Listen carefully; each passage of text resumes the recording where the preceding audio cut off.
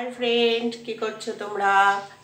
আজকে আমাদের এখানে চরম সংকট। একে তো বাইরে রোদ্দুর, এই সাংঘাতিক গরম, তার মধ্যে আজকে সকাল 1:30টার দিকে পুরো লোডশেডিং হয়ে গেছে।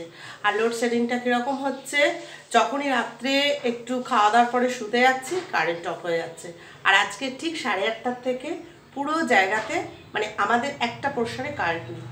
এত কষ্ট হচ্ছে বন্ধুরা এই গরমে রান্না করতে, মানে আমি বলতে পারবো না। তবু তো কিছু করার নেই, রান্না তো করতেই হবে, কারণ আমার এতে বাচ্চাগুলো আছে, তাদের তো খাওয়া দাওয়ার ব্যাপার আছে। যাই হোক, কষ্ট করে হলেও রান্না করছি। তো তোমাদের চটপট দেখিয়ে নিই যে আজকে দুপুরে কী কী রান্না হয়েছে। তো ফার্স্টে আছে তোমার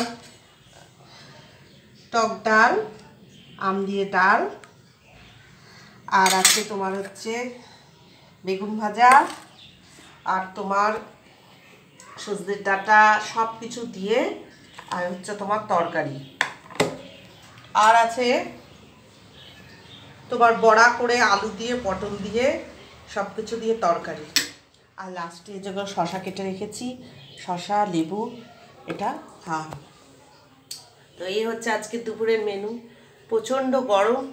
যাই হোক, তো এখন আমার মানে সব কমপ্লিট হয়ে গেছে। আমি স্নান করবো, স্নান সেরে এসে তারপরে খাওয়া দাওয়া করবো। খাওয়া দাওয়ার প্রতিও কোনো ন্যাক নেই, সকাল থেকে একদম লোডশেডিং, কারেন্ট নেই, কী করে খাওয়া দাওয়া করবো, কী করে কিচ্ছু জানি না। তো যাই হোক, খেতে তো হবেই।